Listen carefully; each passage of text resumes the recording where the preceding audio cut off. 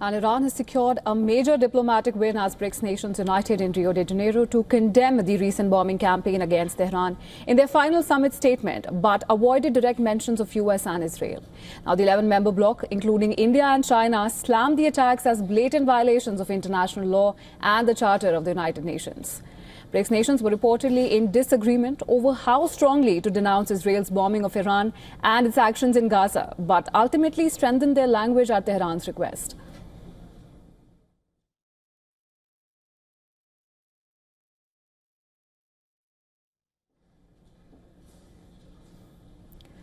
In the statement, the bloc expressed concerns over the subsequent escalation of the security situation in West Asia, the deliberate attacks on civilian infrastructure and nuclear facilities that it described as peaceful and under full safeguards of the International Atomic Energy Agency, the IAEA. But it urged that nuclear safeguards, safety and security be upheld, including in armed conflicts, to protect people and environment from harm. Now, the member states reiterated support for diplomatic initiatives aimed at addressing regional challenges and called upon the UNSC to be seized of this matter. Well, Iranian President Masoud Pezeshkian, who was expected to attend the summit before the attacks on his country in June, sent his foreign minister Abbas Araghchi to the meeting. In a speech on Sunday, Araghchi told leaders he had pushed for every member of the United Nations to condemn Israel strongly. He added that Israel and the US should be held accountable for rights violations. The Iranian foreign minister said the aftermath of the war will not be limited to one country, adding the entire region and beyond will be damaged.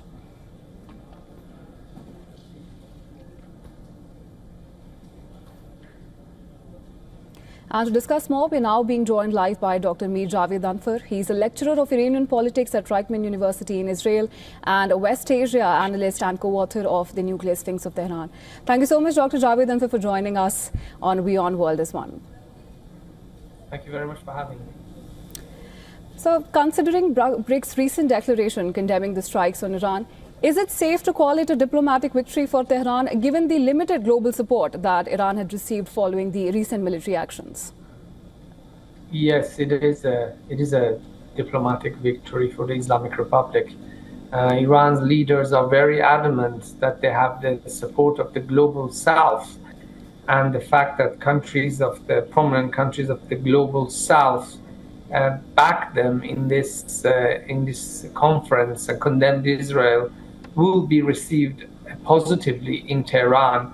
But overall, despite this achievement, it's really not going to change the balance in favor of Iran on the international stage, because very soon, by October 2025, European countries could reimpose all the sanctions that were removed from the Islamic Republic after the nuclear deal, because it has not lived up to its demands and duties for that deal. So while it's very nice to receive the diplomatic backing and a statement like this from the BRICS countries, the sanctions that are about to be reimposed against the Islamic Republic, especially after such a devastating war against Israel, is going to weigh more heavily on the minds of Iran's rulers, and it's going to impact them more. Right, Dr. Javed Anfar, and having said that, how do you interpret the impact of BRICS' hardened stance, and especially from countries like India and Brazil, against the unilateral military actions? I think it is very important. These are countries that cannot be ignored, especially India. Russia and China have lost, especially when it comes to pro-Western countries in this region. They have a standing, but in terms of diplomatic standing, countries in this region are more aligned with the United States, especially because of America's economic might. Nevertheless, it is important. I think, of course, the BRICS, no one can ignore them. I think what will be used to judge the effectiveness of BRICS is how the BRICS countries are going to fare against the United States, especially after President Trump has threatened to impose new tariffs on BRICS countries, if I'm not mistaken. And overall, with Trump's general tariff policies, the performance of the BRICS countries and their ability to act in unison to confront these tariff policies will be observed and will be judged in order to measure the impact and the weight of the BRICS countries in terms of counterbalancing U.S. influence on the global scale.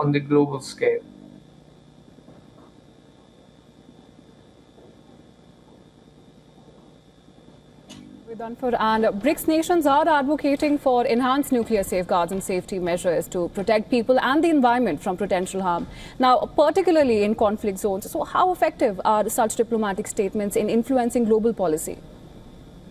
Very important, very important. This is a threat to all of us around the world, especially now because more countries are going to turn towards nuclear energy.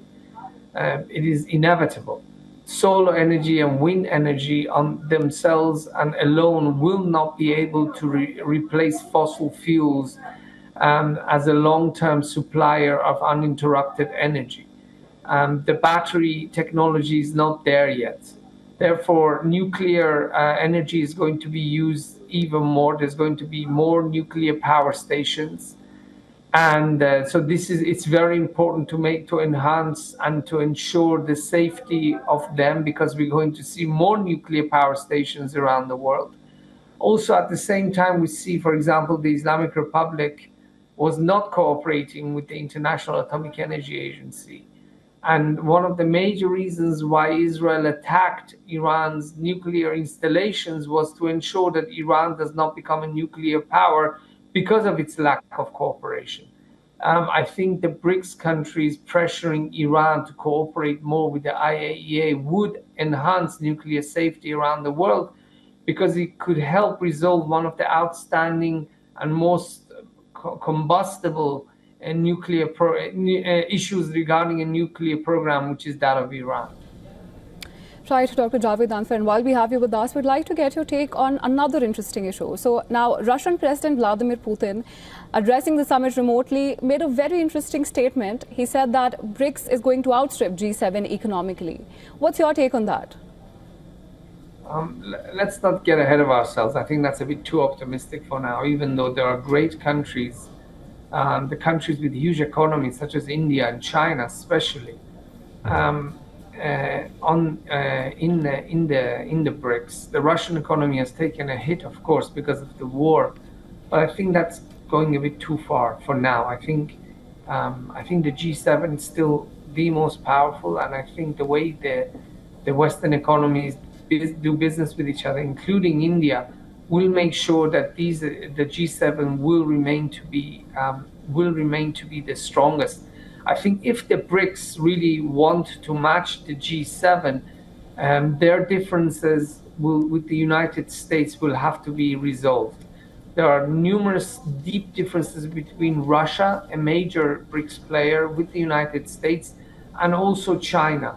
If the BRICS countries manage to come to some kind of a modus vivendi, if they can come to some kind of a arrangement with the United States regarding the differences, I think that would really boost the economic standing of the BRICS countries.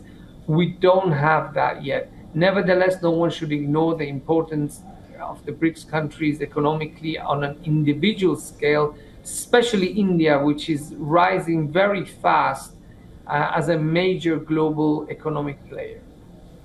Right. Thank you so much, Dr. Javed Ansar, for joining us on the broadcast and sharing your perspective with us.